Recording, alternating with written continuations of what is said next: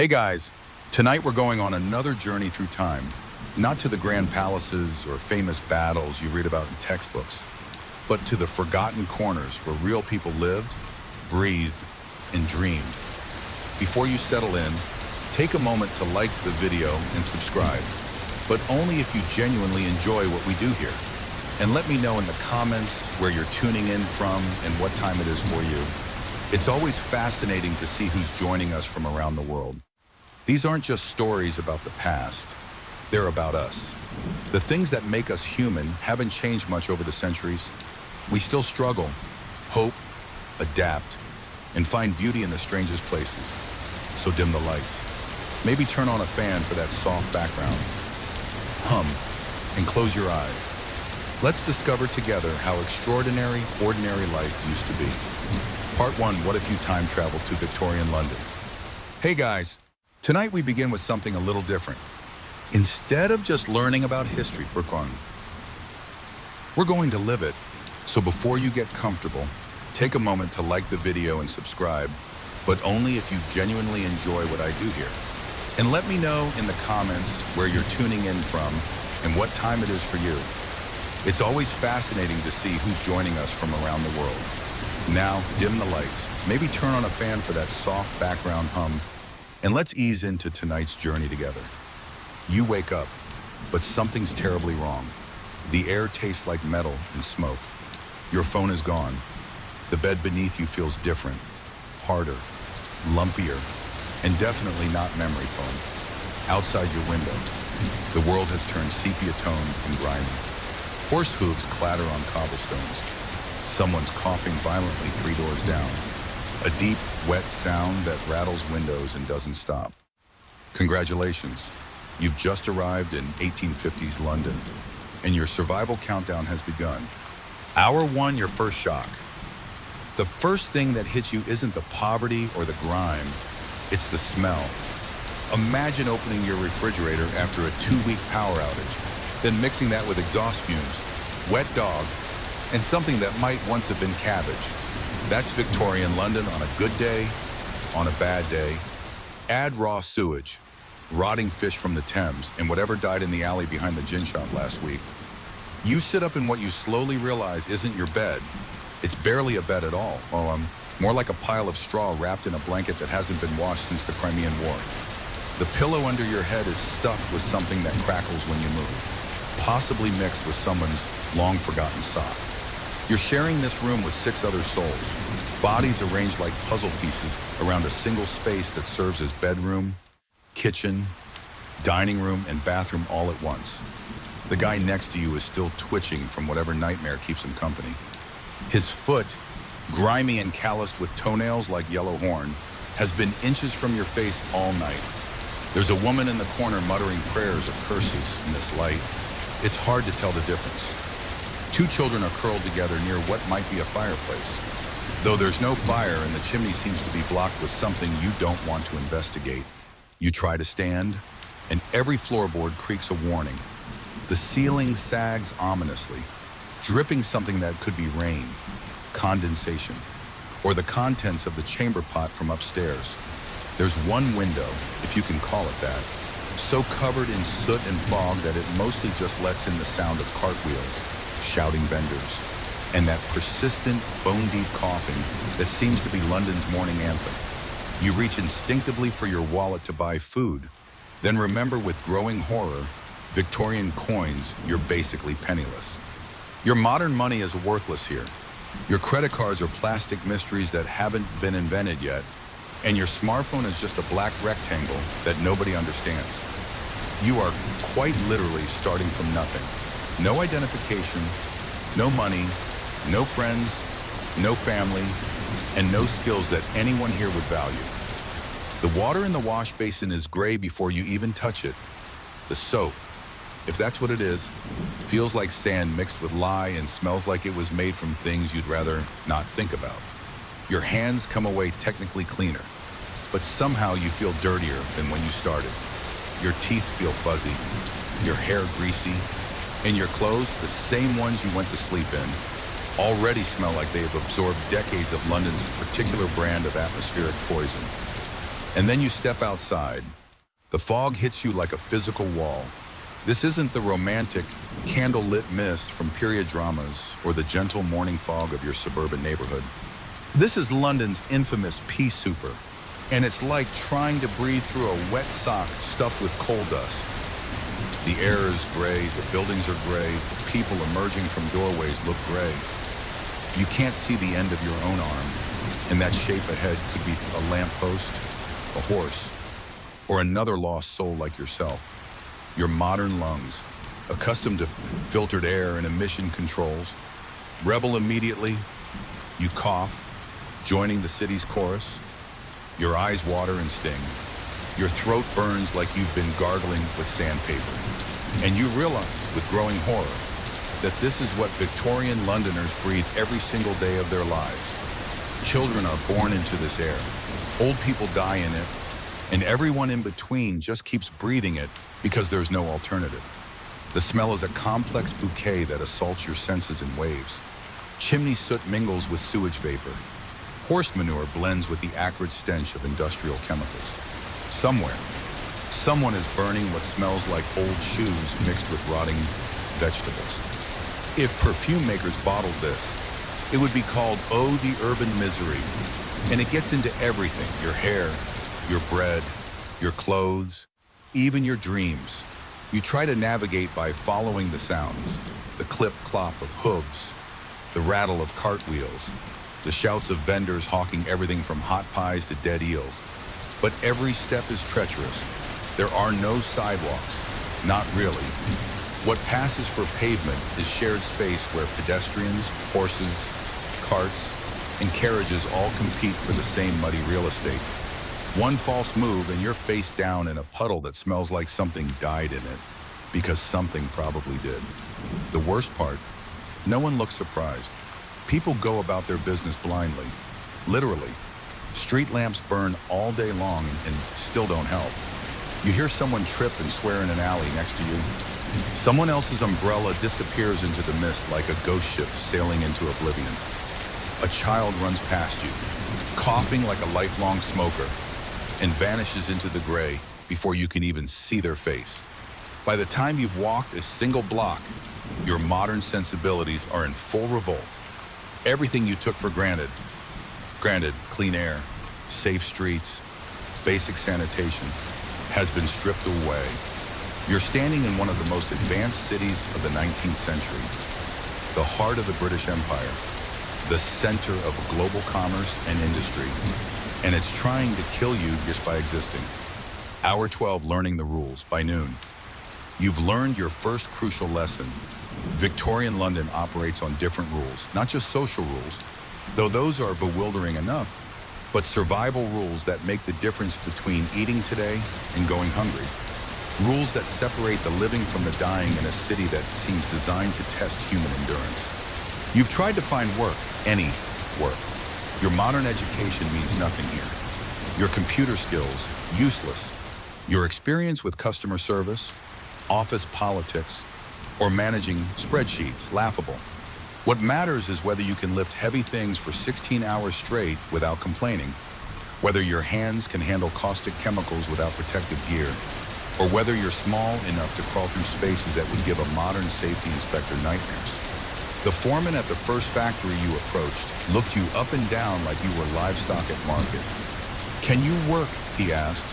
When you said yes, he meant, can you work until your back gives out, until your fingers bleed, until you collapse from exhaustion and then get up and work some more. When you hesitated, trying to understand what exactly the job entailed, he moved on to the next desperate soul in line. There are always more desperate souls in line. You've discovered that the class system isn't just social hierarchy.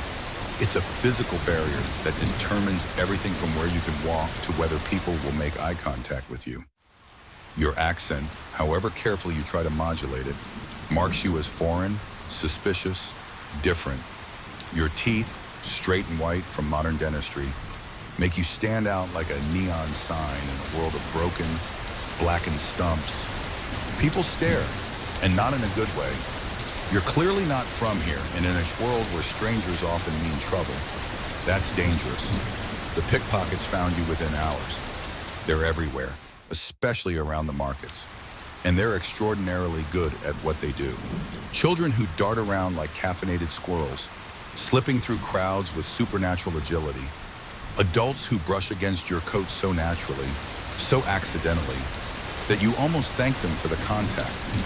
Women who engage you in conversation while their partners rifle through your pockets with surgical precision. Your empty pockets are actually an advantage here. There's nothing left to steal. But that creates its own problems. In a city where everything costs money and you have none, every basic need becomes a crisis. Food, shelter, even water that won't make you violently ill. All of these require resources you don't possess and skills you have never developed. You've learned that there are no sidewalks, not in any meaningful sense. The streets are battlefields where pedestrians, horses, carts, and carriages all compete for the same treacherous terrain. The main roads are rivers of mud mixed with horse manure, industrial runoff, and things you'd rather not identify. Crossing them requires timing, luck, and a willingness to accept that your shoes will never be clean again. The gutters run down the middle of the street, carrying all the city's discarded glory in a flowing stream of horror. Rotting vegetables bob alongside dead rats. Coal ash mixes with the contents of chamber pots dumped from upstairs windows. Occasionally, you spot a shoe floating past. Whether it still contains a foot is a question you've learned not to investigate too closely. By evening, you understand that Victorian poverty isn't like modern poverty. There's no safety net, no government assistance, no food banks or homeless shelters. When you're hungry, you stay hungry until you can earn, beg, or steal your next meal. The only charity comes from churches and workhouses. And both come with the conditions that make prison look comfortable. The workhouse looms in your mind like a threat. You've heard whispers about it from other desperate souls. A place where the destitute are helped by being worked to the bone in exchange for food so bland, it feels like punishment, and accommodation so grim, it makes your current shared room seem luxurious. You're not here to thrive. You realize, Ron, you're here to not die too loudly. But you've also discovered something unexpected kindness exists here, though it's rare and precious. A woman shared half her crust of bread with you when she saw you watching hungrily. A dock worker pointed you toward a job opportunity without asking for anything in return. These small gestures aren't grand charity. They're the quiet recognition that you're all in this together, fellow humans trying to survive something barely survivable. The cold is different here too. It's not just the absence of warmth. It's an active presence that seeps through your clothes, your skin, your bones. Modern heating has made you soft, unprepared for the kind of cold that makes your teeth ache and your joints lock up. You've learned to appreciate any source of heat, a blacksmith's forge, a bakery's oven, even the warmth of other human bodies pressed together in overcrowded spaces. Sleep, when it comes, is fitful and wary. You've learned to sleep with one eye open, one ear tuned to trouble. The night brings different dangers. Criminals who own the darkness, accidents waiting to happen, the simple risk of freezing to death if you're not careful. You sleep in your clothes because undressing takes time you might not have if you need to run. And you keep your few possessions clutched to your chest because theft is as common as breathing. Day 7 if you lasted a week. If you've somehow survived a week in the Victorian London, congratulations. You're tougher than you thought, and you've learned lessons that no modern education could teach. Your body is already changing, adapting to conditions that would horrify your past self. You've lost weight, not the intentional kind, but the sharp, hollow-cheeked kind that comes from not eating enough. Your hands are developing calluses from whatever work you've managed to scrape together. That persistent cough has become your constant companion, a reminder of what you're breathing every single day. You no longer expect hot water. Cold water would be a luxury. Warm water is a miracle reserved for the wealthy or the dying. You've learned to wash with whatever's available. Melted snow if you're lucky, rainwater collected in barrels, or the communal pump that serves 200 neighbors and smells like it's connected to something that died underground. The social rules are starting to make cruel sense. Don't make eye contact with your betters. It's seen as aggressive or presumptuous. Don't speak unless spoken to, and then only in the most deferential terms. Don't expect fairness, kindness, or second chances from employers, landlords, or authorities. Keep your head down. Work harder than should be humanly possible. And maybe you'll earn enough to buy bread that's only slightly moldy. You've learned to appreciate small things in ways your modern self never could. A piece of actual meat in your soup becomes a cause for celebration. A place to sit down, even for a moment, feels like luxury. A roof that doesn't leak too much is a blessing worthy of prayer. These aren't comforts anymore. They're minor miracles that can make the difference between despair and hope. Your relationship with food has fundamentally changed. You no longer eat for pleasure, you eat for survival. Every crust of bread is precious. Every potato peel is examined for edibility. You've learned to identify which vendors sell food that probably won't kill you and which ones are best avoided no matter how hungry you get. The smell of cooking meat from houses you'll never enter has become a form of torture. Sleep is different now, too.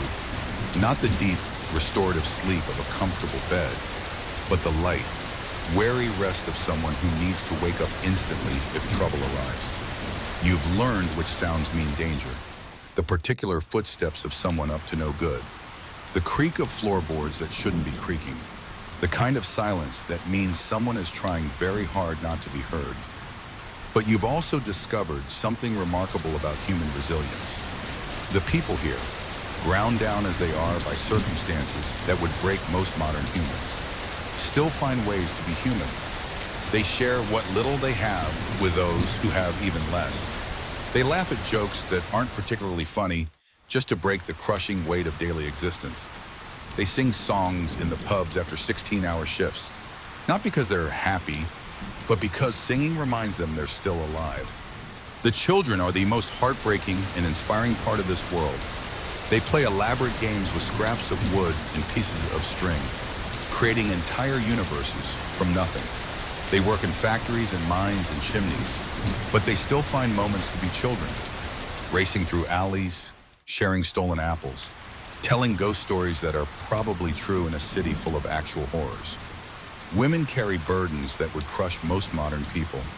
They work all day, then come home to work more, cooking, cleaning, caring for children, taking in laundry or piecework to earn a few extra pennies.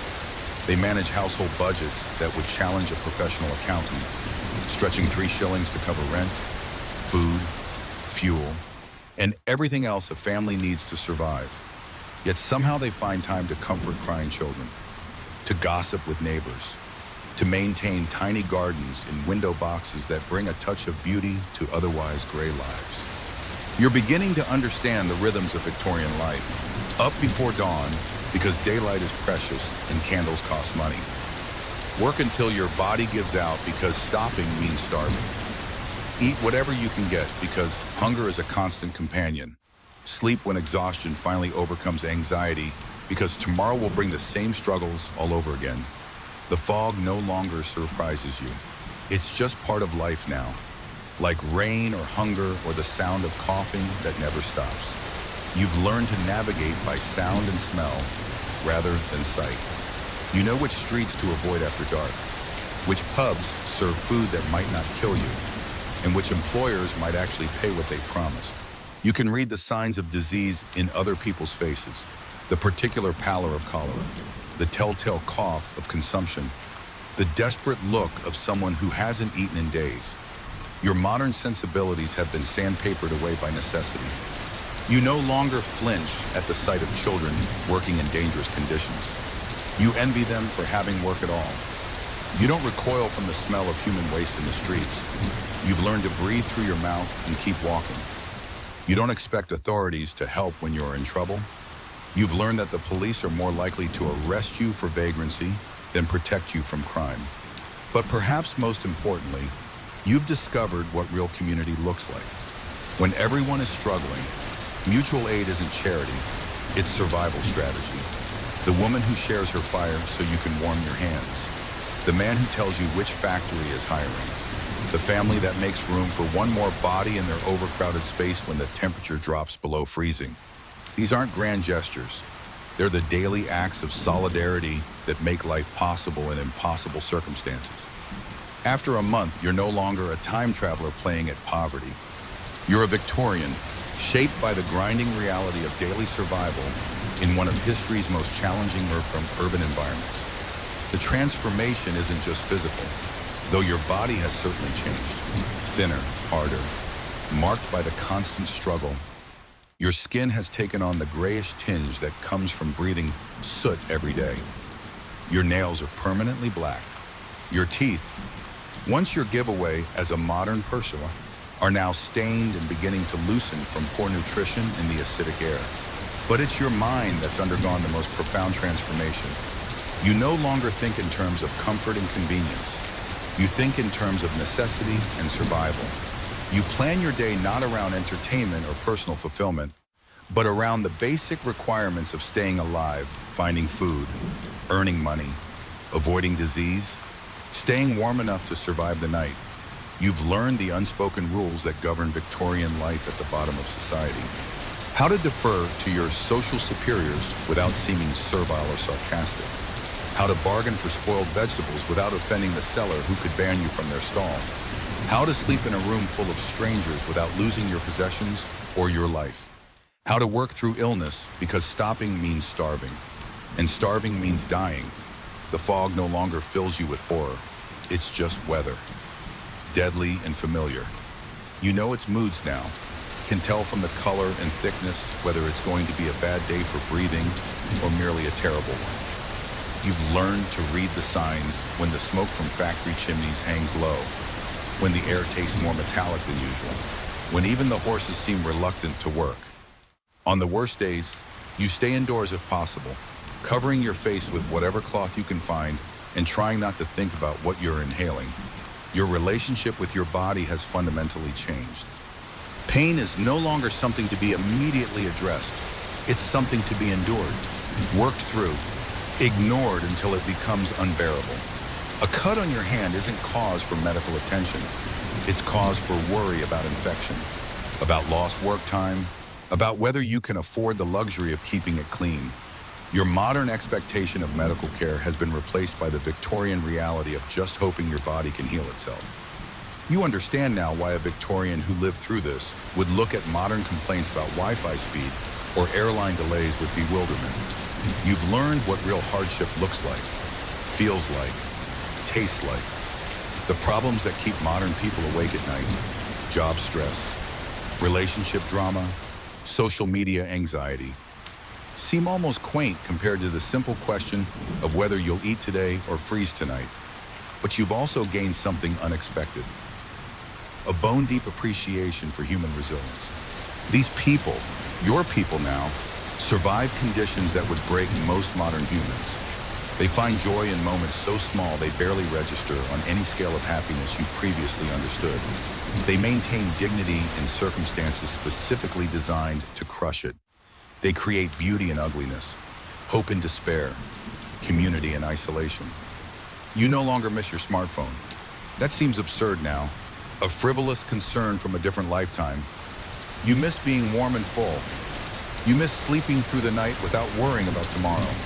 You miss the simple luxury of clean water, of a private bathroom, of medical care that might actually help instead of harm. But you've also learned to find satisfaction in simpler things: a day's work that pays enough for a meal, a fire that provides a few minutes of warmth, a moment of human kindness in an unkind world. The city has marked you in ways that go beyond the physical. You carry the dust of its streets in your lungs, the memory of its smells in your clothes, the rhythm of its survival in your bones. You've learned to move like a Victorian, quickly but not too quickly, that attracts unwanted attention, purposefully but with awareness of your surroundings, always ready to step aside for your betters or dodge out of the way of trouble. You've developed Victorian instincts. You can spot trouble before it spots you. You know the difference between someone who's merely poor and someone who's dangerous. You can assess a potential a place to sleep, or a piece of food with the quick calculation of someone whose life depends on making the right choices. You've learned the art of a Victorian invisibility, how to be present but unremarkable, helpful but not presumptuous, alive but not threatening. The transformation is complete when you realize you're no longer thinking about how to get back to your own time.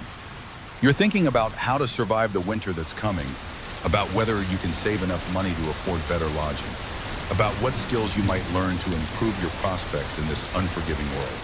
You've stopped being a visitor and become a resident of 1850s London, with all the harsh realities that entails.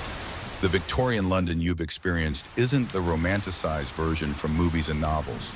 It's brutal, unforgiving, and often fatal. But it's also filled with people doing extraordinary things just to survive another day. They built a modern world from the ashes of their own suffering, brick by brick, day by day, through sheer force of will and mutual aid. And maybe that's the most human thing of all, the refusal to give up, even when giving up would be so much easier than carrying on. In learning to survive Victorian London, you've learned something fundamental about humanity itself. We are capable of adapting to almost anything and still remaining essentially human. We can find kindness in cruelty, beauty in ugliness, hope in despair. We can build community in the most unlikely places and maintain dignity in the most undignified circumstances. And perhaps most importantly, we can carry each other through the darkness. One shared crust of bread, one moment of warmth, one act of kindness at a time. Part 2, the woman who shaped warriors, Gorgo of Sparta. From the grimy streets of industrial London, let's travel even further back, to a time when cities were smaller, but somehow individual voices could echo louder. In a world where women were expected to be silent, one woman's 6 words echoed through eternity. Her name was Gorgo, and she proved that sometimes the most powerful weapon isn't a sword. It's knowing exactly what to say. Picture yourself drifting back through time, past the Victorian smog, past medieval castles and Roman legions, all the way to ancient Greece around 520 BCE. But we're not going to Athens with its philosophers and marble columns. We're going somewhere harder, stranger, and infinitely more dangerous. We're going to Sparta. Close your eyes and imagine Sparta around 520 BCE. Forget everything Hollywood has taught you about gleaming white marble and heroic poses. The real Sparta was a working city that smelled like bronze, leather, and discipline. The buildings were functional, not beautiful. Stone and wood, built to last, not to impress. The people were hard in ways that modern humans can barely comprehend. Shaped by a society that had chosen military excellence over every other human pursuit. Into this world of warriors and iron discipline was born a girl who would become more feared than most generals, more quoted than most philosophers, and more remembered than most kings. Her name was Gorgo, and from the moment she could walk, she was being prepared for a kind of power that most women in the ancient world could never dream of wielding. Picture 8-year-old Gorgo. While other Greek girls her age were learning to weave in silence and walk with downcast eyes, Gorgo was attending royal councils where the fate of Greece was being decided. Not as decoration or entertainment, but as an observer being trained to think like a ruler. Her father, King Cleomenes I, wasn't following normal Greek customs. In Sparta, women weren't hidden away in women's quarters. They were expected to be strong, intelligent, and outspoken because the Spartans believed something radical. Strong women produced strong sons. But Gorgo proved she was extraordinary even by Spartan standards. The moment that defined her came when she was just 8 years old, and it involved something that would destroy many ancient kingdoms. Persian gold. A foreign ambassador had arrived in Sparta with the usual Persian diplomatic approach. Bags of silver and gold to buy Spartan loyalty rather than earn it. This wasn't unusual. Persia was famous for purchasing allies, and their wealth made them confident that every man had his price. As the adults whispered and the ambassador smiled his practiced diplomatic smile, young Gorgo did something that would echo through history. She stepped forward, looked up at her father, King Cleomenes, and delivered a warning that cut through the political niceties like a blade. "Father, you had better leave, or this stranger will corrupt you." Think about that for a moment. An 8-year-old girl, in a world where children spoke only when spoken to, had just diagnosed a political threat and issued a royal command. Not a suggestion, not a question, a command. Her father listened. The Persian was thrown out of Sparta with his gold still in his bags. And everyone in that room learned something important. This little girl had teeth, and she wasn't afraid to use them. But why did she speak when everyone else stayed silent? Because Sparta was different from every other Greek city-state. While Athenian women were locked away in women's quarters, forbidden from appearing in public or speaking to men who weren't their relatives, Spartan women were expected to be partners. They could own property, speak in public, express opinions, and even criticize their husbands if they thought it necessary. The Spartans had made a calculated decision. If you want to produce the finest warriors in the world, you need strong mothers to raise them. Gorgo grew up watching her father navigate the treacherous waters of Greek politics. She saw how a single wrong decision could destroy a city, how alliances shifted like sand in the wind, and how words could be more deadly than weapons. She learned that power wasn't about shouting the loudest or making the most threats. It was about speaking at exactly the right moment with exactly the right words. By the time she reached adolescence, Gorgo wasn't just another royal daughter to be traded away for political advantage. She was a political mind in her own right, shaped by crisis and tested by fire. She had learned to read people the way generals read battlefields, to spot weakness and strength with equal precision, and to understand that in the deadly serious business of statecraft, there was no room for sentiment or hesitation. The question wasn't whether she would marry well, it was whether she would find a husband strong enough to match her intellect and confident enough to appreciate her strength rather than fear it. In most of the ancient world, such a woman would have been seen as a threat to be contained. In Sparta, she was seen as exactly what their future king would need. Gorgo's marriage to Leonidas wasn't a fairy tale romance with flowers and poetry. This was Sparta, where practicality reigned supreme and weakness was despised above all other failings. Leonidas was a warrior through and through, known more for his silence and his scars than for charm or sweet words. His idea of romance was probably sharpening his spear while she balanced the royal accounts. But Gorgo wasn't looking for romance. She was looking for power and a partner who could handle both her ambition and her intellect. Their wedding wasn't about white dresses and flower petals. Those were luxuries for softer cities. It was about uniting two of the most powerful bloodlines in Sparta and creating a partnership that could guide the city through the storms that everyone could see approaching.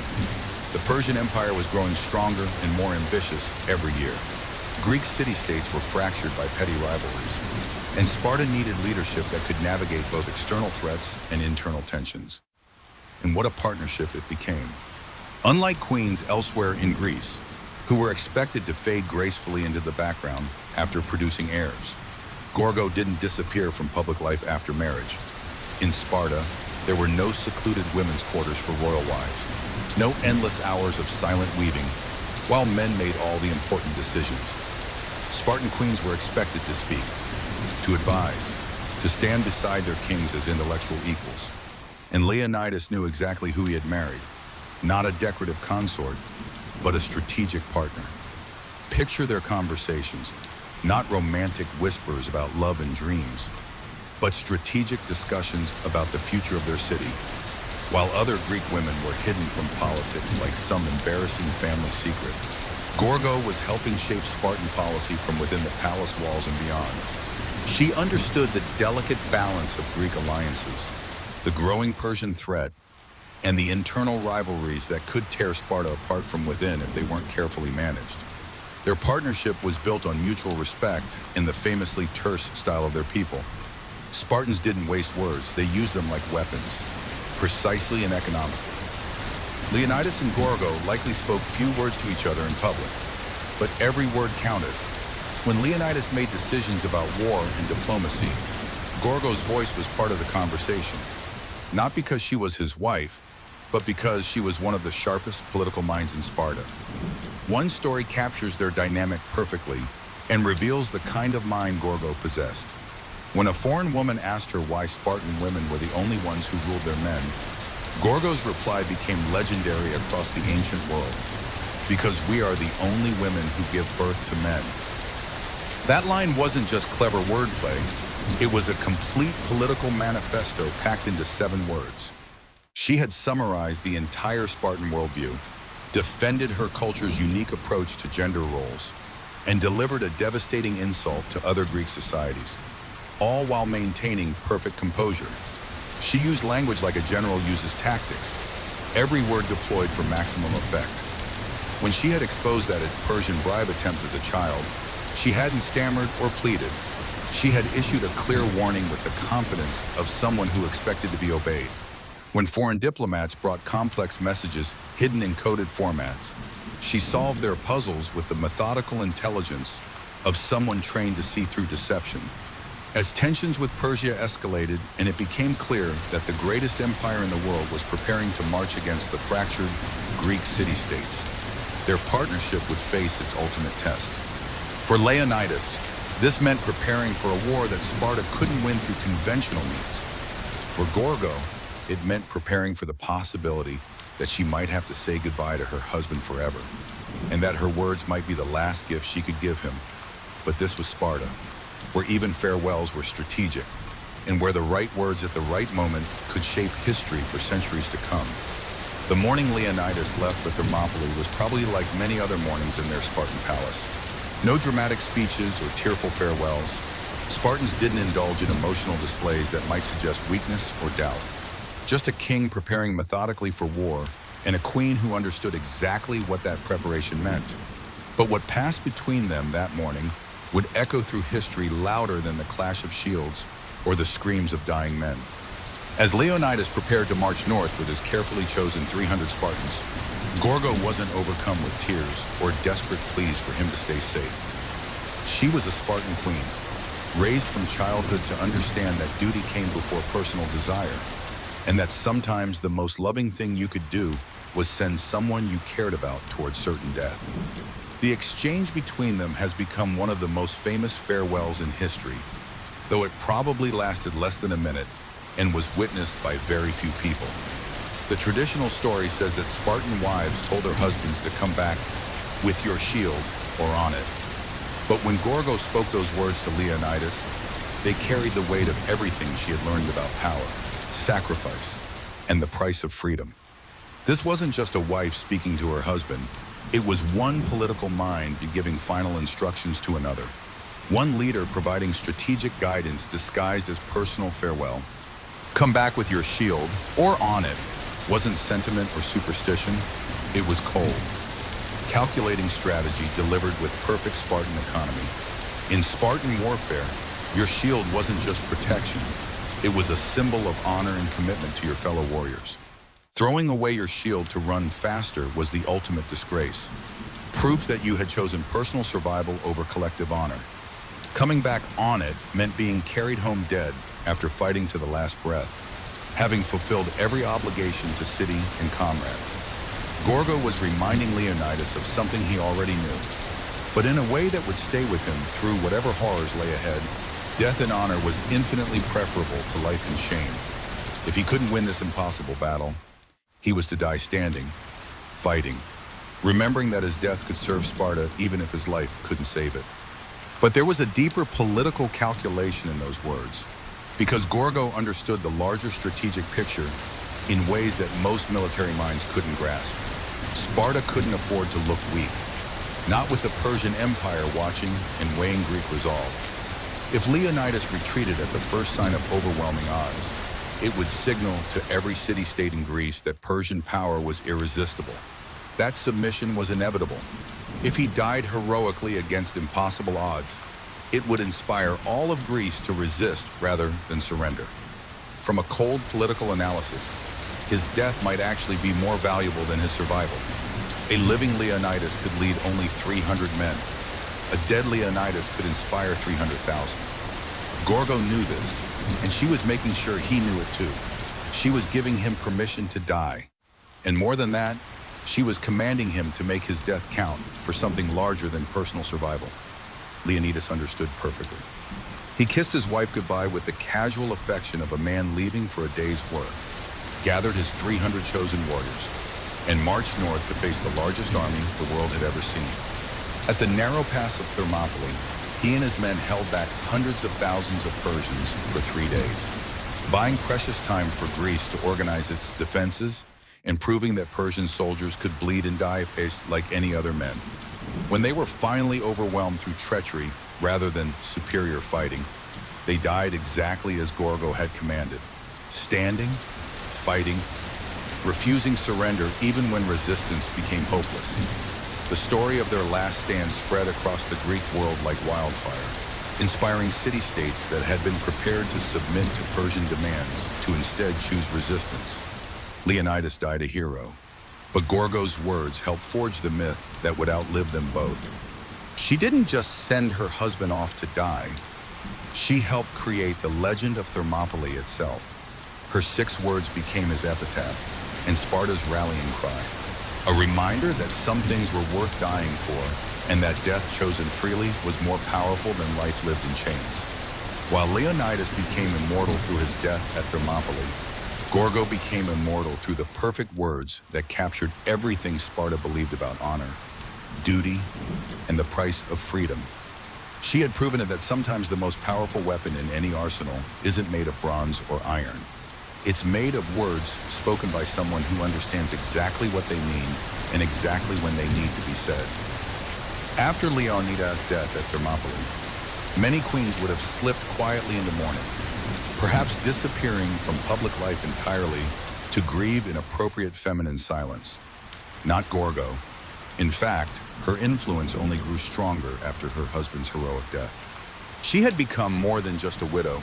She was now the living symbol of Spartan resilience, the mother of Sparta's future king, and one of the most respected voices in a city that desperately needed wise counsel. With Leonidas gone, Sparta was vulnerable in ways that went beyond military weakness. The war with Persia was still raging across the Greek world. Alliances between city-states were fragile and constantly shifting, and internal tensions within Sparta itself ran dangerously high. In this chaos, Gorgo acted as both guardian of her husband's legacy and strategist for her city's survival. Though ancient sources don't give us detailed records of her day-to-day political maneuvering, what they do tell us is clear when matters of diplomacy, intelligence, or internal threats arose. Gorgo was consulted. One of her most famous contributions came when the Spartans received what appeared to be a blank wooden tablet from an ally.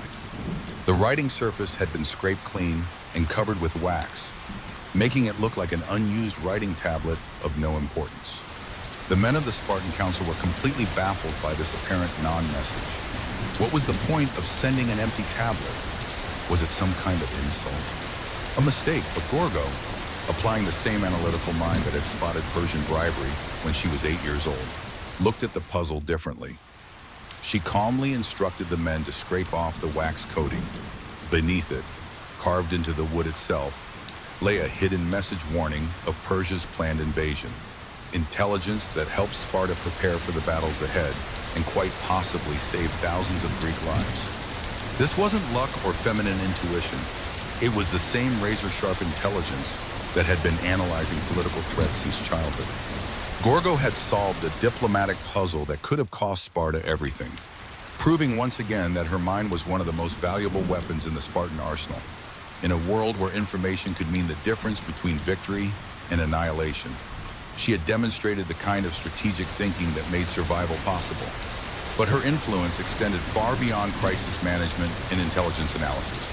She was actively raising Pleistarchus, her son with Leonidas, who would eventually become king after his father's death. In Spartan tradition, this wasn't just about maternal love and affection. It was about preparing the next generation of leadership, instilling the values and thinking patterns that would guide Sparta through whatever challenges lay ahead. This was perhaps her most important long-term contribution to Spartan society. She was responsible for shaping the mind and character of a future king, ensuring that the lessons learned from Thermopylae and the Persian Wars would guide Spartan policy for decades to come. Through her son, Gorgo's influence would extend far beyond her own lifetime, affecting decisions and policies that would shape the Greek world for generations. More importantly, she served as a crucial bridge between Sparta's heroic past and its uncertain future.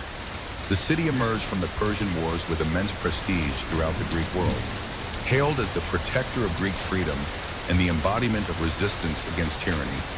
But with that honor came new challenges, rivalry with Athens, internal political tensions, and the constant pressure of living up to the legend that Thermopylae had created. As these tensions simmered toward what would eventually become the devastating Peloponnesian War between Athens and Sparta, Gorgo's presence provided both continuity and wisdom. She was a living link to the generation that had saved Greece, a reminder of what Spartan virtues could accomplish when properly directed, and a voice of experience in a world that was changing rapidly around them. Ancient historians like Herodotus mention her repeatedly in their works, something extraordinarily rare for women in classical sources. She appears not as a footnote in men's stories or as a tragic figure whose suffering decorates male narratives, but as a decisive figure in her own right, in a world that almost never recorded the names of women. Gorgo stood out not as a myth or a victim, but as a mind to be reckoned with, a political force that shaped events through intelligence and strategic thinking. Her legacy transcends the specific circumstances of ancient Sparta. She redefined what it meant to be a woman in positions of power, proving that intellect could be as formidable as physical strength, that the right words spoken at the right moment could change the course of history, and that women could be equal partners in the deadly serious business of statecraft. She showed that power didn't always require armies or weapons. Sometimes it required nothing more than the courage to speak truth to authority and the wisdom to know when silence was more valuable than speech.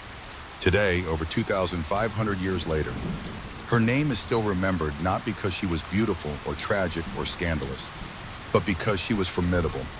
In a world where female voices were systematically silenced, where women's intelligence was dismissed as irrelevant, where political power was considered a masculine monopoly, Gorgo made herself impossible to ignore. She proved that strength doesn't always carry a spear, that power doesn't always wear a crown, and that sometimes the most lasting victories are won not on battlefields, but in the quiet moments when the right person says exactly the right thing. Her story reminds us that behind every great historical moment, there are often voices we never hear, minds we never see, influences we never recognize. But occasionally, someone like Gorgo breaks through the silence of history to show us what was possible, even in times and places where it should have been impossible. She stands as proof that individual brilliance can transcend social limitations, that wisdom can overcome prejudice, and that 6 perfect words, spoken at exactly the right moment, can echo through eternity and remind us all of what it means to live and die with honor. In the end, Gorgo's greatest victory wasn't over any foreign enemy or domestic rival. It was over the silence that was supposed to define her, the limitations that were supposed to contain her, and the expectations that were supposed to make her invisible. She refused to be forgotten, and history has honored that refusal by remembering her not as someone's wife or mother, but as herself Gorgo of Sparta, the woman who shaped warriors with nothing more powerful than perfect words, perfectly timed. Part 3 enters Lost Palaces, Hiding in Plain Sight, the desert castles of Jordan. From ancient Greece, where every word mattered, let's journey to a desert where silence reigns. But the stones still whisper of forgotten luxury. Imagine building a luxury resort in the middle of Death Valley, filling it with art and hot springs, then abandoning it for 300 years. That's essentially what happened in Jordan's desert. And the ghosts of those ancient parties are still there, waiting in the sand. Close your eyes and let yourself drift across centuries and continents. From the stone discipline of Sparta to a landscape so empty it seems like another planet entirely. We're heading to the eastern desert of Jordan, where the horizon melts into sky and silence has weight. Here, shattered across hundreds of miles of nothing, stand some of the most mysterious and beautiful ruins in the world. Palaces that shouldn't exist, built by people who dared to make the impossible real. Picture yourself as an archaeologist in the early 20th century, riding across Jordan's eastern desert on camelback, following rumors and ancient maps that might be completely wrong. The landscape around you is biblical in its emptiness, rolling hills of sand and stone, broken only by the occasional dried riverbed or the bleached bones of animals that miscalculated their water supplies. Your guides speak in whispers about ruins that appear and disappear like mirages, about walls that rise from emptiness like prayers made solid. Then, shimmering in the heat haze ahead, you see something that makes no sense, pushing from the desert floor like a hallucination made real. Stone walls decorated with intricate patterns catch the light. Arched doorways promise cool shade where no shade should exist. The impossible luxury of what looks like cultivated land surrounds what can only be described as a palace, sitting in the middle of absolutely nowhere like a joke played by ancient bus. As you get closer, the impossibility only deepens. These aren't crude desert fortresses hastily built for military purposes. These are sophisticated structures with carved stone facades, elaborate decorative elements, and evidence of complex engineering systems. Someone, over 1,000 years ago, had looked at this empty landscape and decided not just to build here, but to build beautifully, extravagantly, with a level of artistry that wouldn't look out of place in the greatest cities of the ancient world. Lawrence of Arabia rode past some of these ruins during his famous campaigns in World War I. He described them briefly in his writings, noting their mysterious presence in the desert, but he had no idea he was looking at what amounted to 8th century Las Vegas. Pleasure palaces built by the Umayyad caliphs for entertainment, diplomacy, and the simple joy of proving that even the most hostile environment could be tamed by human will and unlimited resources. The first systematic archaeological surveys in the 1900s revealed the true scope of this ancient indulgence. More than 30 major structures scattered across hundreds of miles of empty landscape, each one a testament to imperial ambition and engineering prowess that defied every reasonable explanation. These weren't military installations positioned to control strategic routes. They weren't administrative centers built to govern local populations. They weren't even trading posts established to profit from caravan traffic. They were something much stranger and more wonderful luxury retreats built by the most powerful empire of its time as a demonstration that their influence extended beyond cities and farmland into the very heart of nature's emptiness. Each castle was a challenge thrown at the desert itself, a declaration that human creativity and imperial power could create beauty and comfort anywhere, even in places where survival seemed impossible.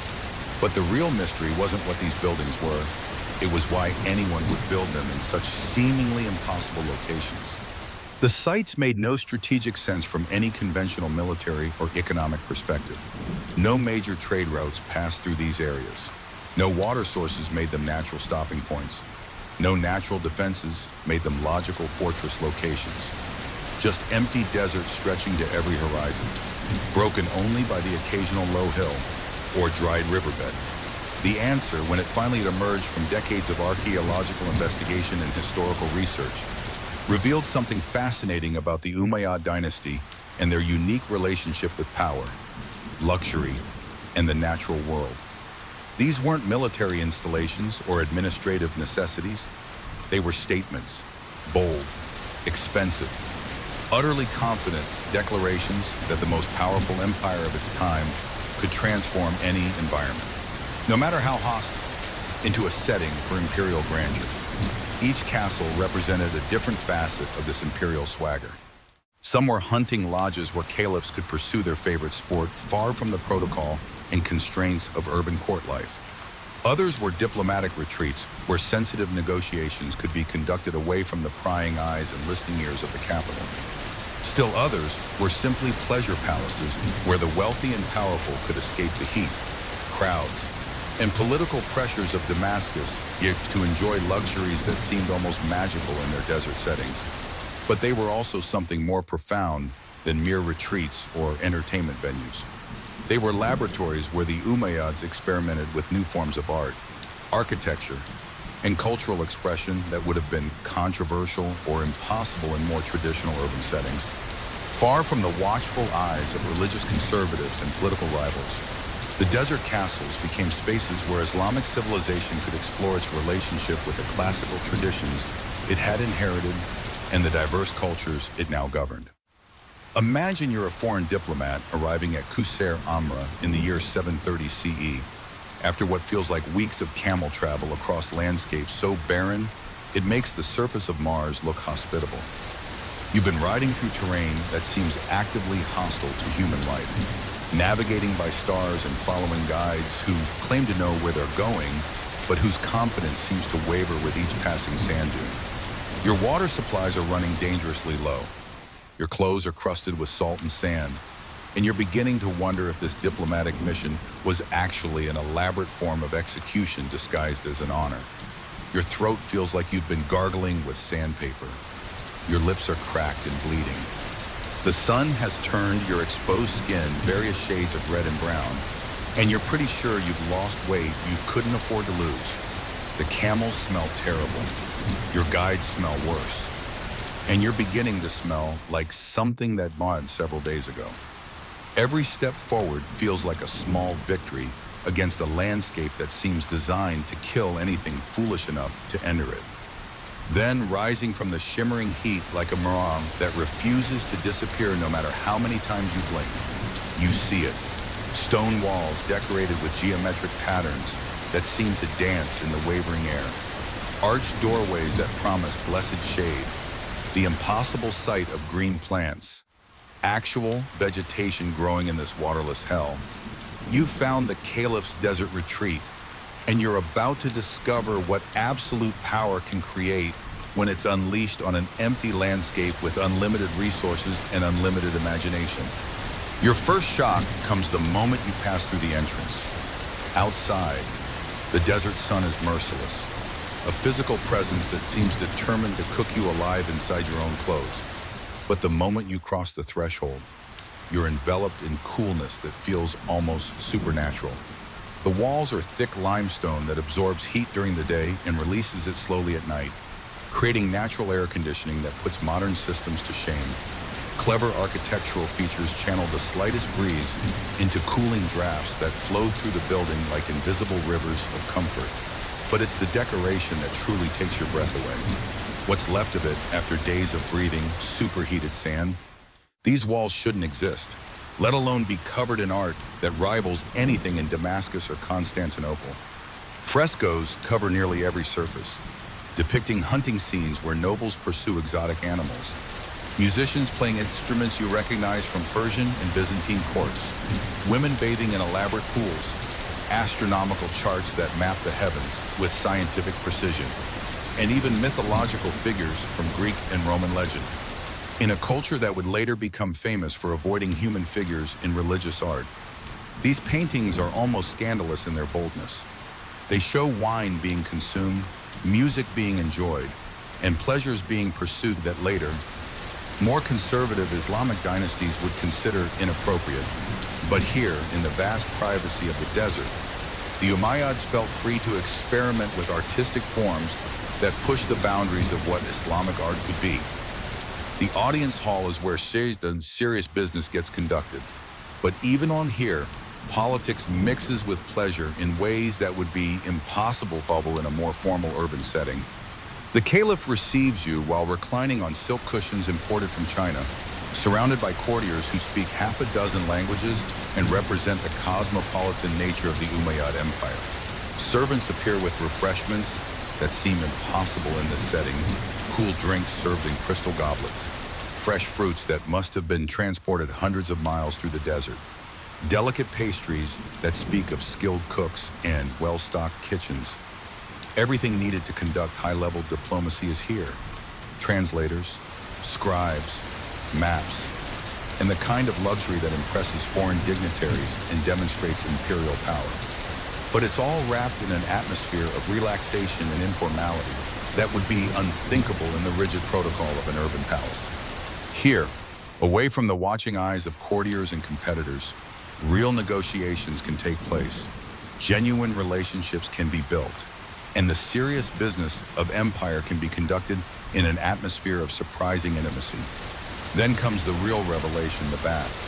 Following Roman tradition but enhanced with Islamic innovations, the hammam complex represents the pinnacle of luxury in a land where water is literally more precious than gold. You begin in a changing room decorated with mosaics that tell stories from classical mythology. Then you move through a series of rooms with gradually increasing temperatures. Warm chambers where your body slowly adjusts. Hotter rooms where sweat begins to flow freely. And finally, the steam room where conversation flows as freely as the perspiration. This isn't just hygiene, it's a complete sensory experience that serves multiple purposes. The heat opens your pores and relaxes muscles tense from desert travel. The social ritual builds relationships and facilitates diplomatic conversations in an atmosphere of shared vulnerability and comfort. The luxury of unlimited hot water in a desert environment demonstrates imperial power more effectively than any army or treasury could. As evening falls and the brutal desert heat gives way to the surprisingly cool night air, the palace transforms again. Musicians appear as if by magic, playing instruments from across the known world. Poets recite verses that celebrate both divine love and earthly pleasure, walking the fine line between spiritual devotion and sensual appreciation that would define Islamic culture for centuries. Servants ensure that cups never empty and conversations never lag, creating an atmosphere of abundance that seems almost magical in such a hostile environment. The painted ceiling above depicts constellations and planetary symbols with scientific accuracy, turning the room into a cosmic observatory where earthly politics meet celestial wonder. As you recline on silk cushions, sipping wine cooled in underground chambers, discussing matters of state while musicians create a soundtrack of subtle beauty, you begin to understand why these palaces exist. In the capital, the caliph is surrounded by protocol, watched by rivals, constrained by tradition and expectation. Here, in the vast emptiness of the desert, he can be both ruler and human being, conducting the business of empire while enjoying the pleasures that make life worth living. Walk through Qusair Amra today, and you're entering what amounts to an 8th century art gallery that was accidentally preserved by the very emptiness that once made it seem so impossible. The frescoes that cover nearly every surface tell stories that challenge everything most people think they know about early Islamic art, culture, and the complex relationship between religious devotion and earthly pleasure that defined the Umayyad period. Start with the most politically audacious artwork in the entire complex, the famous Six Kings fresco.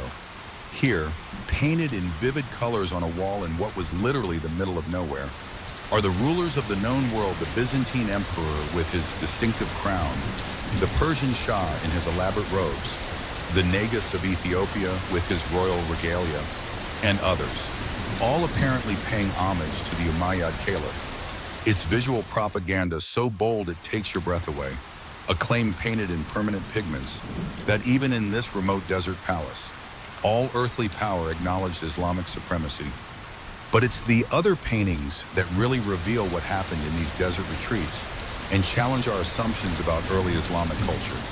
There are images of musicians and dancers captured in mid-performance, their instruments and poses suggesting the kind of entertainment that would have scandalized later. More conservative Islamic courts, scenes of people enjoying wine and elaborate feasts, with details so precise you can almost hear the laughter and conversation that once filled these rooms. Most shocking of all to modern eyes accustomed to strict Islamic prohibitions on figurative art are the bathing scenes.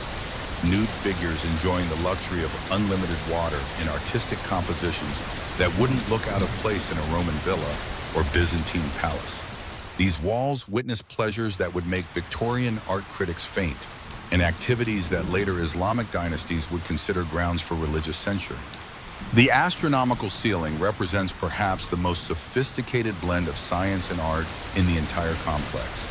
Painted with meticulous accuracy based on the best astronomical knowledge of the time, it shows the zodiac, planetary positions, and constellation charts that served as both decoration and functional star maps.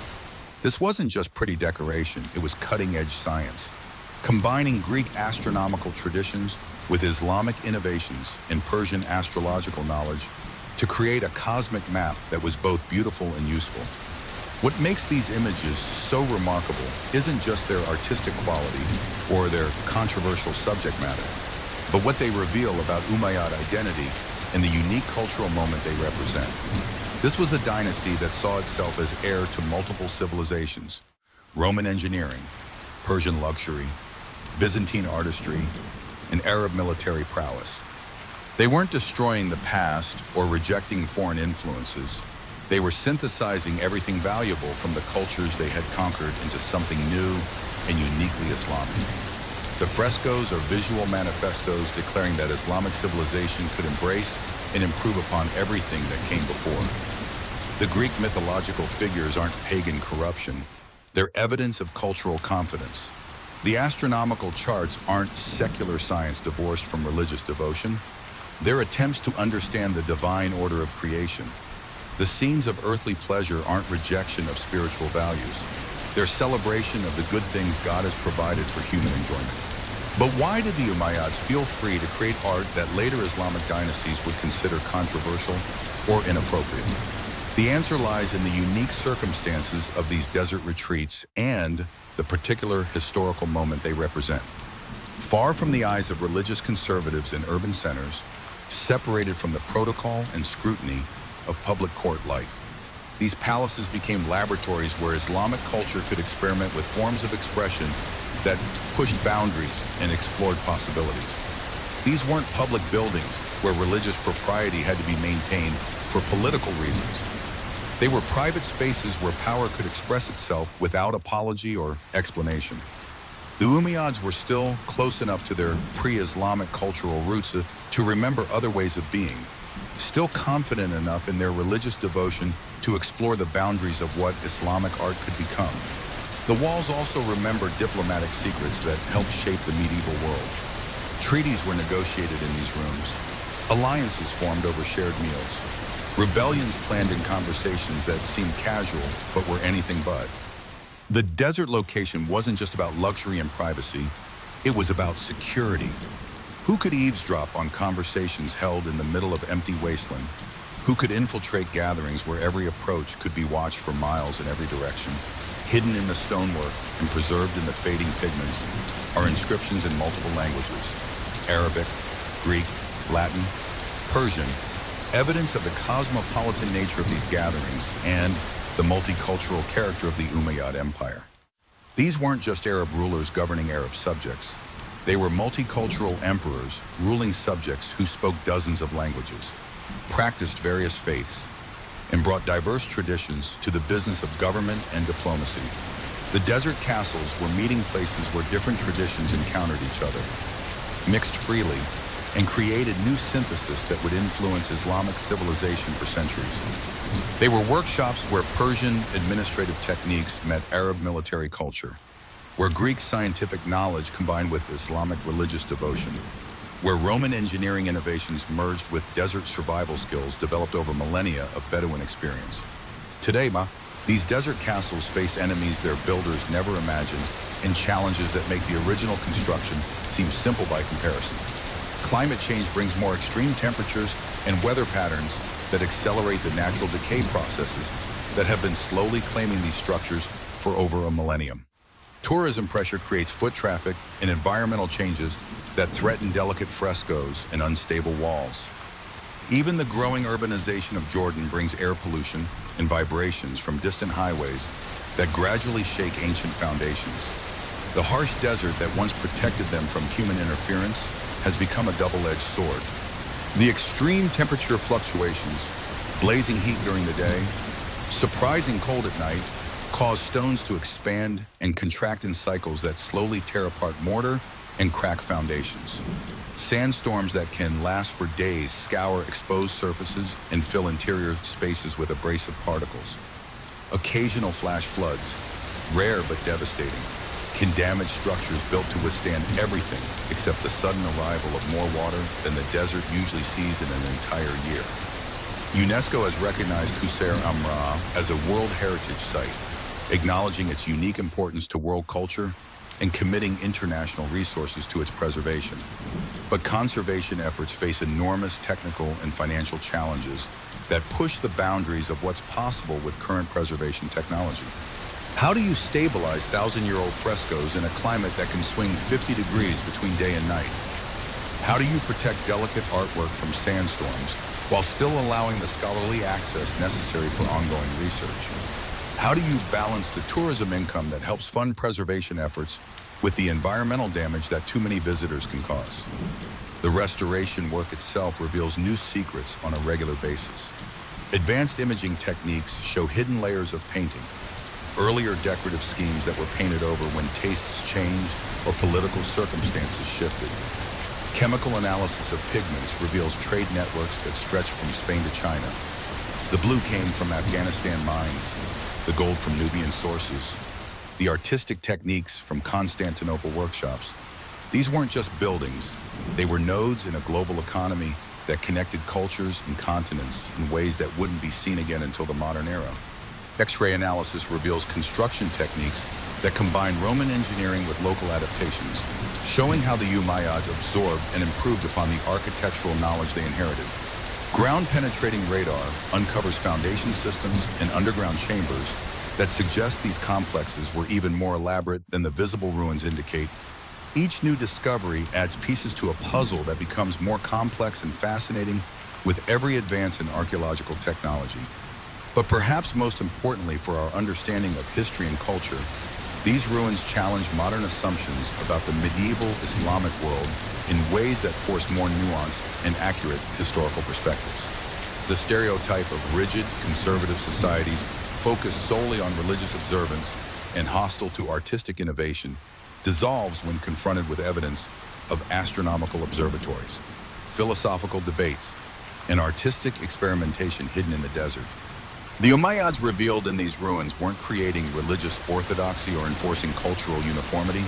They were synthesizing traditions, experimenting with possibilities, and creating new forms of expression that blended influences from across the known world.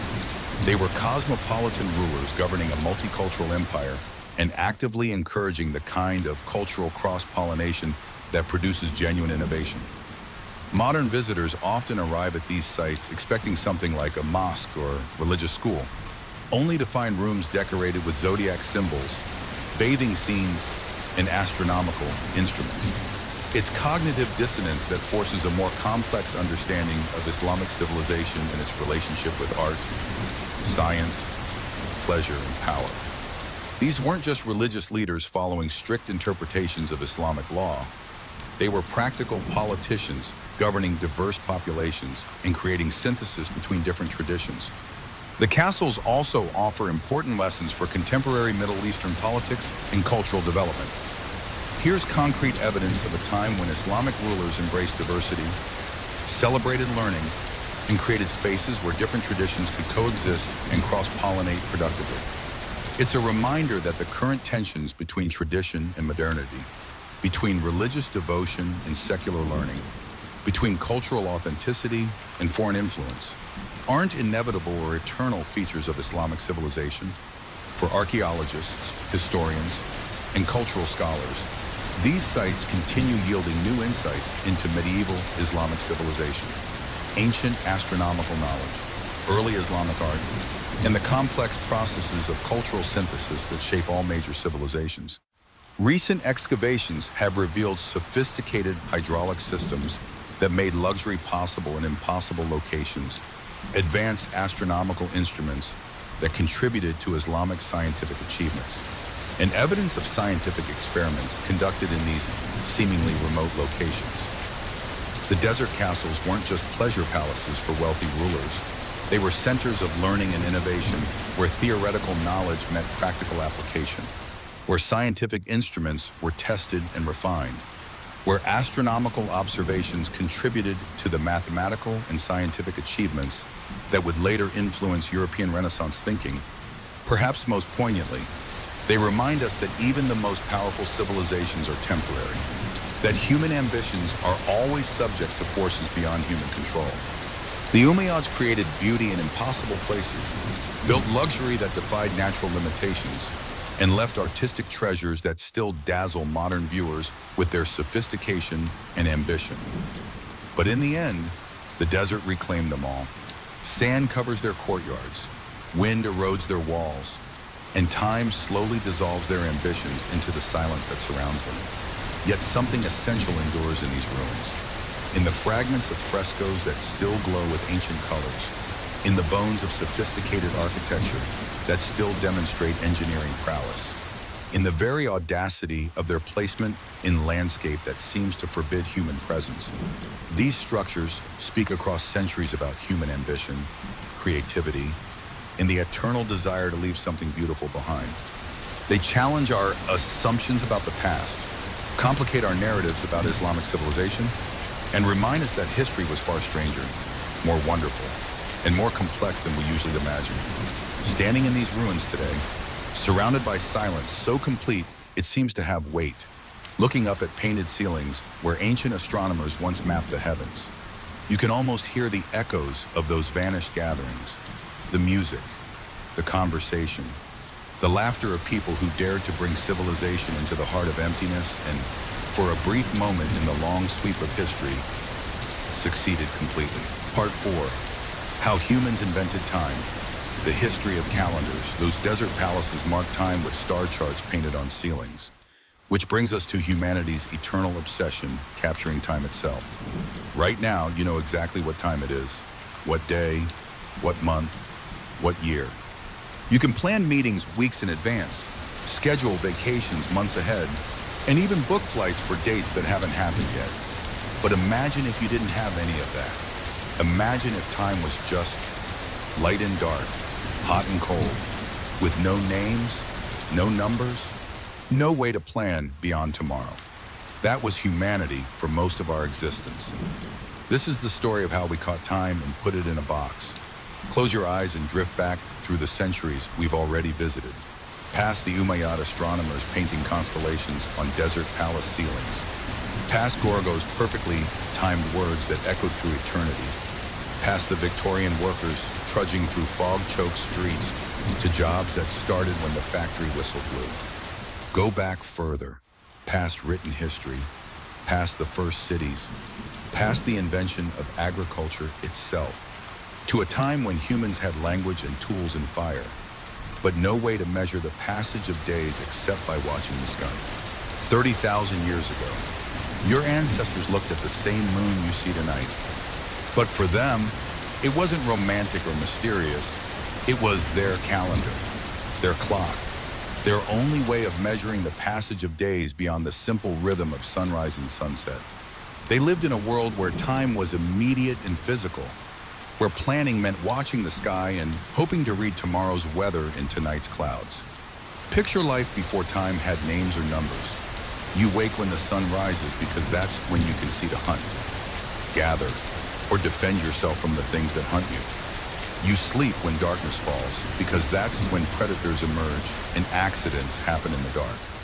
But beyond that immediate cycle of light and dark, how do you plan anything? How do you remember when something happened? How do you coordinate with others about when to meet, when to move, when to prepare for the seasons that could mean the difference between survival and death? The answer came from watching the sky with the patience and attention that modern humans reserve for their smartphones. Not just the sun's daily journey from east to west, but the moon's monthly transformation from invisible sliver to brilliant full disk and back to darkness again. Every 29 or 30 days, that bright circle in the night sky would grow from nothing to full brightness, then fade back to invisibility. It was reliable, dramatic, and impossible to miss even if you wanted to ignore it. The moon became humanity's first timekeeper. And we know this because archaeologists have found carved bones and antler fragments with series of notches that correspond exactly to lunar cycles. The Ashango bone from Central Africa, over 20,000 years old, contains markings that many scholars believe track moon phases with mathematical precision. The Blanchard bone from France shows similar patterns. These weren't random scratches made by bored hunter-gatherers. They were humanity's first serious attempts to capture time and hold it still long enough to understand it. But why count time at all when every day was a struggle for survival that left little energy for abstract thinking?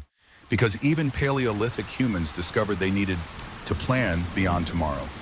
When would the herds migrate along their ancient routes? When would certain plants ripen and become safe to eat? When would winter arrive with its deadly cold and scarcity? Women needed to track their fertility cycles and predict when children would be born. Hunters needed to coordinate long expeditions that might take them far from safety. Tribal gatherings required advanced planning that could involve people traveling for days or weeks.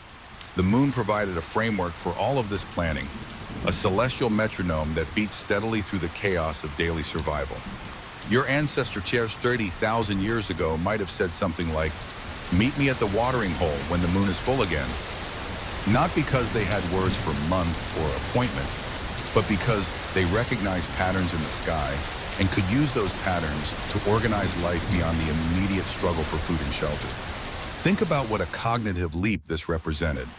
These early humans weren't just reacting to their environment anymore. They were predicting it, planning for it, organizing their lives around cycles they observed but couldn't control. They couldn't make the moon change faster or slower, but they could use its reliable rhythm to create their own human rhythms of activity and rest, work and celebration, preparation and action.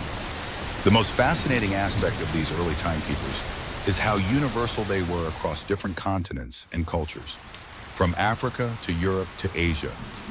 Paleolithic humans were independently developing lunar calendars without any contact between distant populations. It wasn't cultural diffusion spreading ideas from one group to another.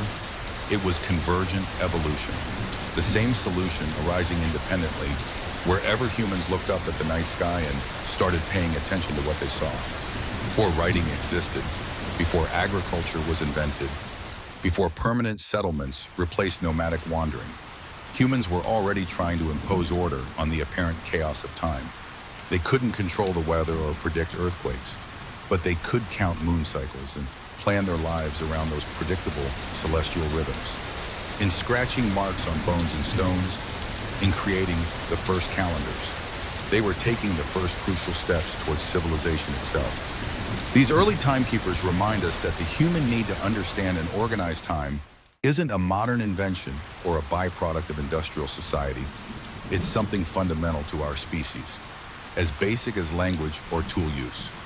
We are temporal creatures who live in time and think in time, and we've been trying to master time for as long as we've been recognizably human.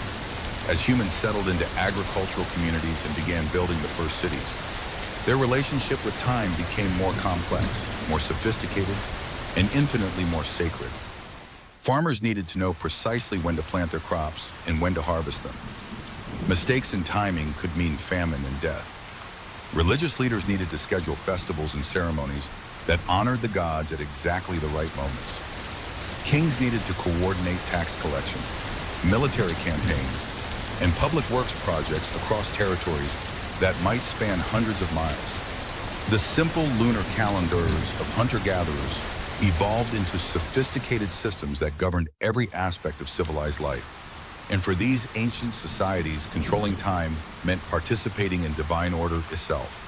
The calendar wasn't just a practical tool, it was a sacred instrument that connected human activity with cosmic harmony.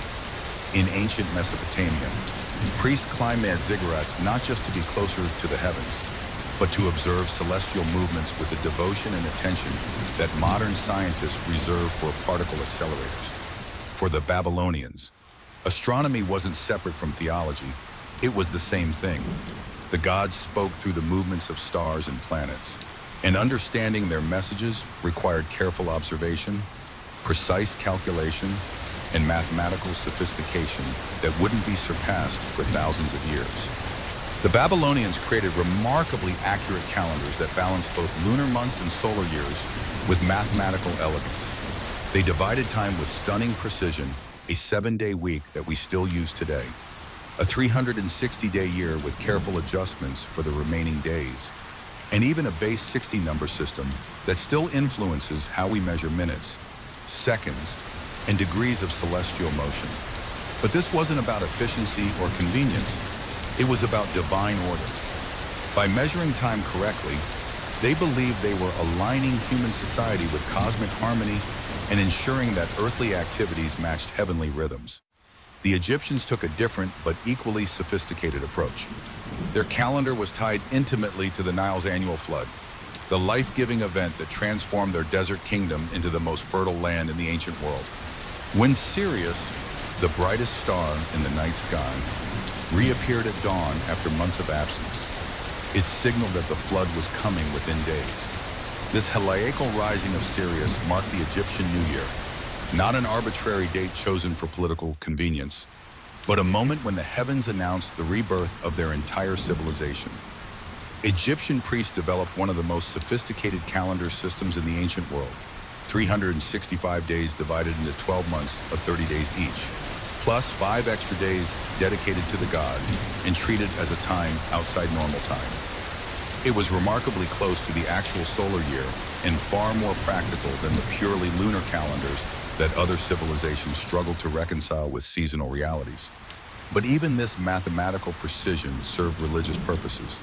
Time itself was sacred, a gift from the gods that humans had to measure correctly and honor appropriately. Across the ocean, completely isolated from old world civilizations, the Maya created what might be the most complex and mathematically sophisticated calendar system ever devised by any human culture. They didn't just track days and years, they wove together multiple time cycles that could calculate dates millions of years into the past and future with precision that rivals modern astronomical calculations. The Tzolk'in sacred calendar counted 260 days based on the interaction of 20-day names with 13 numbers. The Hobbs solar calendar tracked 365 days in 18 months of 20 days, plus 5 unlucky days. The long count measured vast epochs of time stretching back to a mythical creation date. For the Maya, time wasn't linear like our modern conception.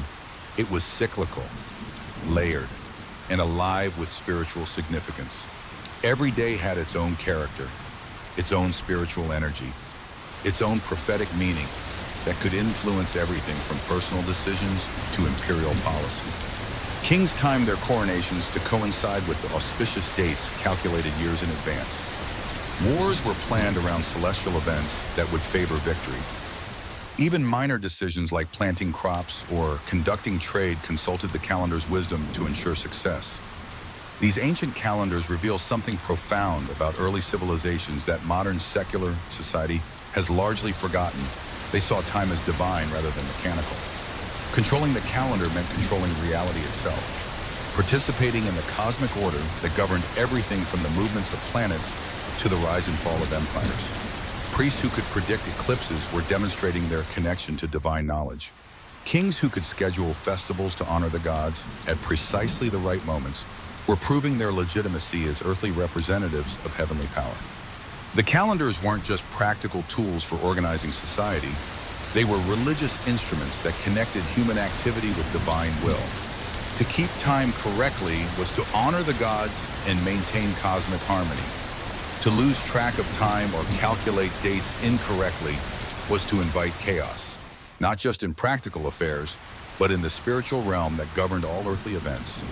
In ancient eyes, the calendar was humanity's way of staying synchronized with eternity itself, of ensuring that mortal activities matched the immortal rhythms. By the 16th century, something was terribly wrong with time itself. The calendar that had served the Western world for over 1,500 years was slowly drifting out of sync with reality, like a clock running just slightly slow. Spring festivals were occurring in winter. Religious holidays fell on astronomically incorrect dates. The entire structure of Christian time was collapsing day by day, and the church was facing a theological crisis that threatened the foundation of religious authority and social order. The problem was subtle but devastating, the kind of error that seems insignificant until it accumulates into catastrophe. The Julian calendar, introduced by Julius Caesar in 45 BCE and hailed as a masterpiece of Roman engineering and mathematical precision, calculated the year as exactly 365.25 days. For ancient purposes, this was remarkably accurate and represented a huge improvement over the chaotic lunar calendars that had preceded it. But the actual solar year, the time it takes Earth to complete 1 hour in orbit around the sun, is about 11 minutes shorter than the Julian calculation. 11 minutes doesn't sound like much when you're talking about periods measured in days and years, but those minutes added up relentlessly, year after year, century after century. By the 1500s, the spring equinox had drifted backward from March 21st to March 10th. The calendar was running nearly 2 weeks behind astronomical reality, and the discrepancy was growing larger every year. For a church that calculated Easter based on the spring equinox and lunar cycles, this was nothing short of catastrophic. Easter, the most important Christian holiday, was being celebrated on the wrong date according to the astronomical criteria established by early church councils. Worse, different regions were using different calculation methods, so Christians across Europe were observing Easter weeks apart from each other. The unity of Christendom was fracturing along temporal lines, with different communities living in different months according to their understanding of when seasons actually began and ended. But the chaos went much deeper than religious holidays. Different countries were essentially living in different temporal realities. Protestant nations, deeply suspicious of any innovation that came from Catholic authorities, clung stubbornly to the old Julian calendar, even as Catholic countries began adopting reform systems. This created a surreal situation where merchants never knew what date their contracts would be honored. Diplomats arrived at negotiations weeks early or late, and international communication became a nightmare of temporal confusion. Imagine trying to conduct business when you and your trading partners were operating according to different month systems. A contract signed on October 15th might be October 15th according to your calendar, but October 5th according to your partner's system. Letters would arrive dated weeks in the future or the past, depending on which calendar the sender was using.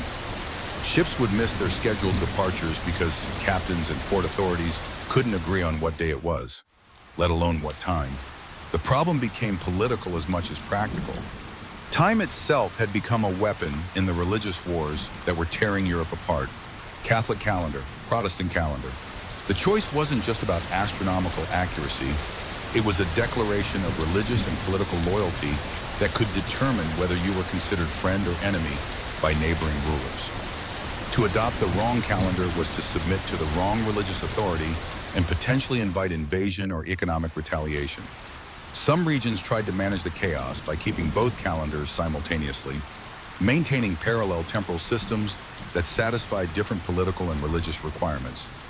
Russia maintained the Julian calendar for centuries after the rest of Europe had switched to reform systems, creating a permanent 13-day offset that made international diplomacy extraordinarily complicated. England held out until 1752, by which point the gap between Julian and astronomical time had grown to 11 days. When England finally made the switch, riots broke out across the country as people demanded their lost days back. Workers worried that their lives had been shortened by parliamentary decree. Landlords wondered whether they could charge full rent for artificially shortened months. The idea that time itself could be changed by human decision rather than divine will was so disturbing that many people simply refused to accept it. The chaos was compounded by regional and local variations in timekeeping that made travel and communication even more difficult. Some cities celebrated New Year in January, others in March, still others in September, according to different religious and cultural traditions. Market days, court sessions, and military campaigns all operated on different temporal assumptions that had to be negotiated case by case. Medieval Europe was living in a kind of temporal anarchy where time itself couldn't be trusted to mean the same thing in different places. This wasn't just inconvenience or bureaucratic confusion.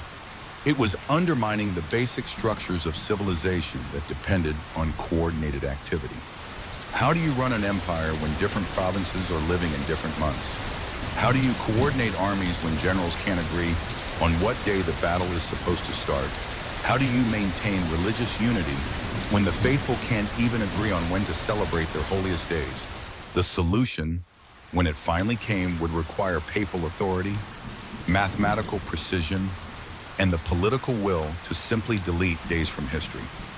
But first, the Christian world had to admit something that medieval minds found almost impossible to accept. Their ancestors had been wrong about time itself, and human authority would have to correct what previous generations had established as divine truth. In October 1582, Pope Gregory XIII did something unprecedented in human history.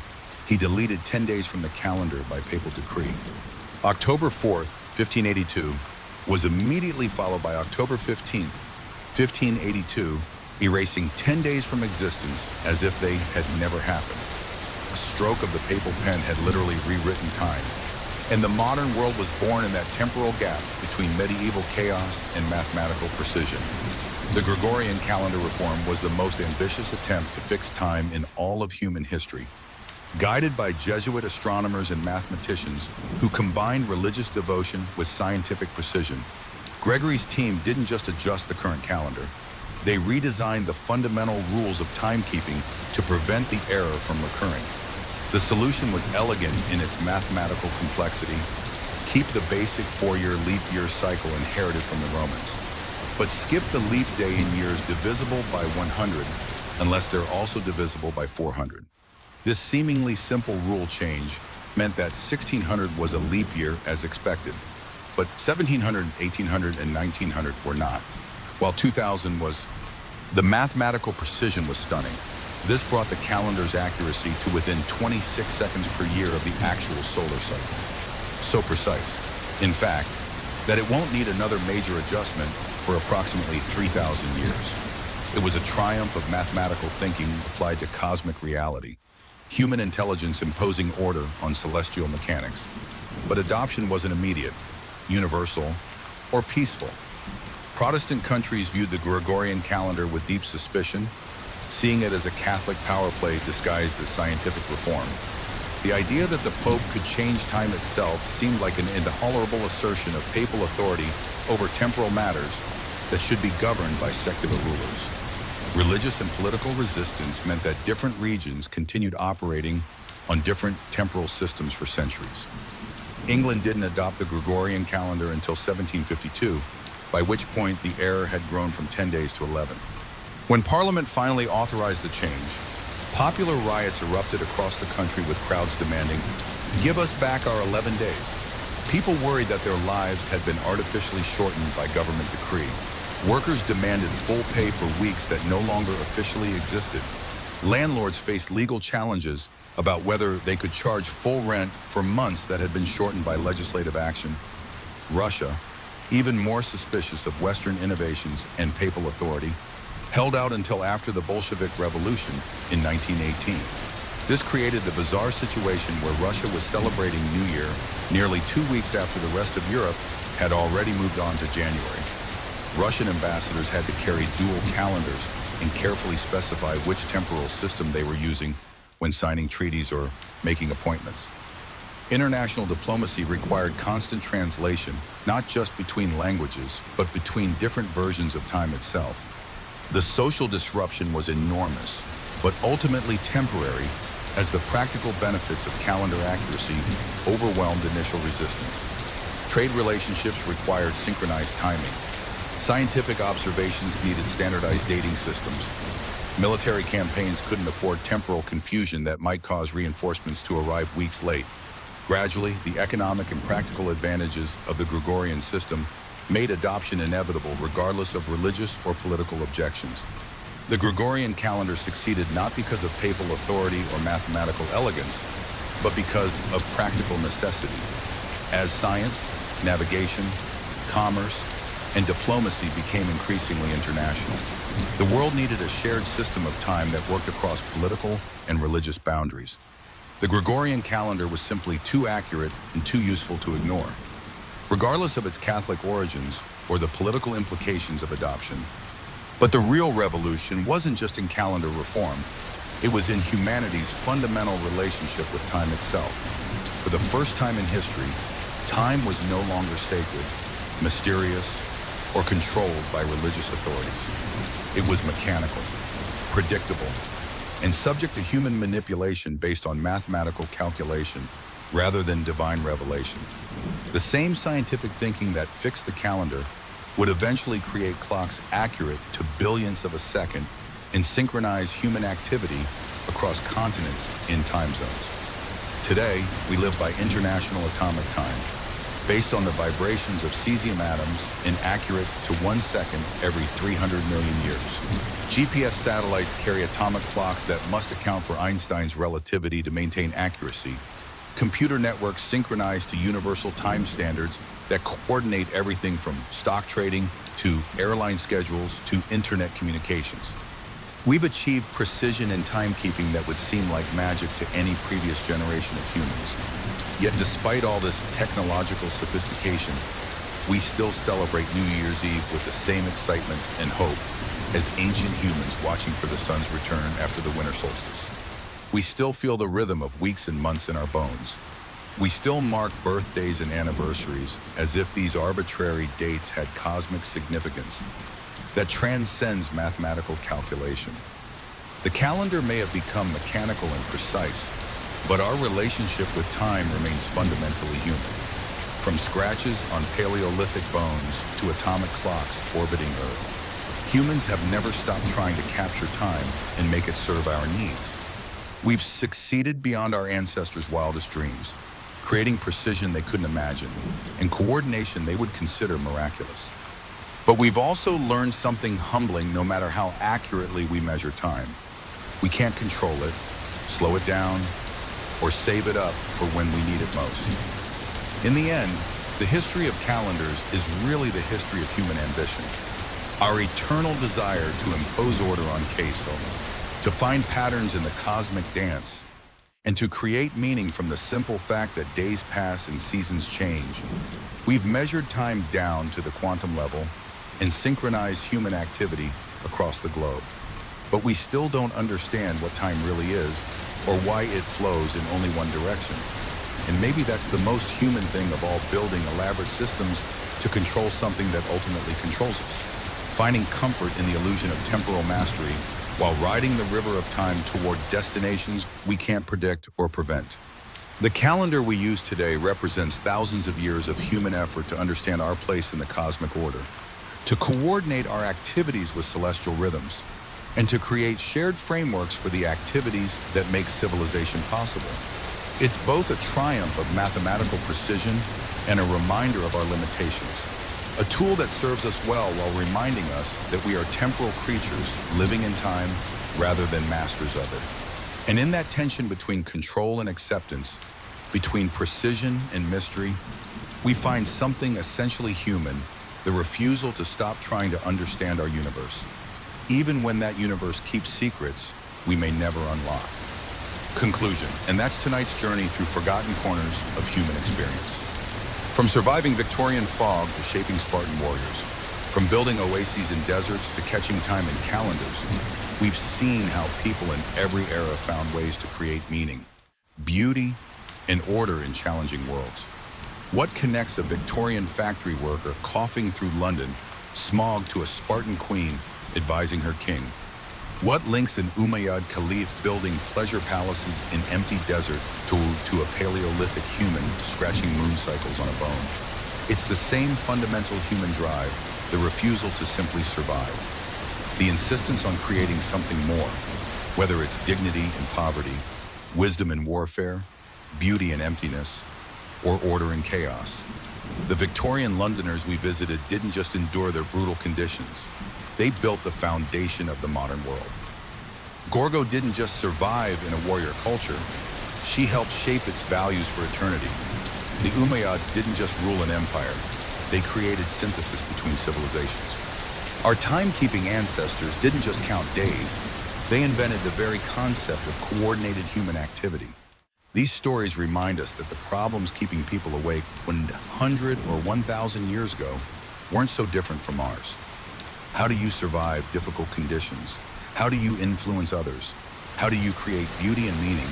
How do you organize your life and plan for the future? The contexts change, but the human challenges remain remarkably constant. Perhaps that's why these forgotten corners of history feel so familiar. We recognize ourselves in the Victorian worker trudging through toxic fog, in the Spartan queen choosing her words carefully, in the desert caliph trying to prove that power can transform anything, in the ancient astronomer tracking celestial patterns. We're all just trying to survive, thrive, and leave something beautiful behind. Sweet dreams. And remember, you're part of the same human story. The challenges you face, the choices you make, the small acts of dignity and creativity that fill your days, they're connected to every human who came before and everyone who will come after. We're all just temporary guardians of consciousness, doing our best to add something meaningful to the great human conversation that began around fires and continues in the glow screens. Until next time, sleep well, knowing that tomorrow offers you the same opportunity that every human in history has had to add your own chapter to this endless, wonderful, sometimes terrible, always fascinating story of what it means to be human. The fog will clear, the words will echo, the beauty will endure. In time, that great mystery we've never quite solved will carry us all forward together.